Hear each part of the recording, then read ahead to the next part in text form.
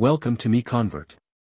In this tutorial, I will show you how to convert BREP files to GLTF format, completely free and online.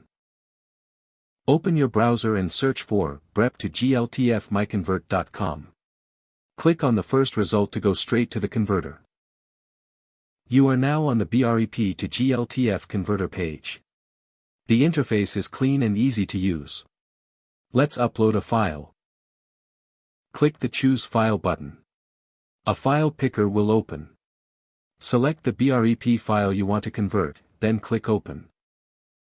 Your file is loaded and ready. You can see the file name, size, and destination format. Click Convert now to start the conversion. The conversion is in progress. You can see the progress bar moving. This usually takes just a few seconds. Done. Your file has been successfully converted.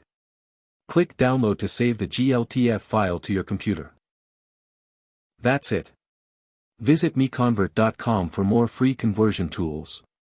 Subscribe for more tutorials. Thanks for watching.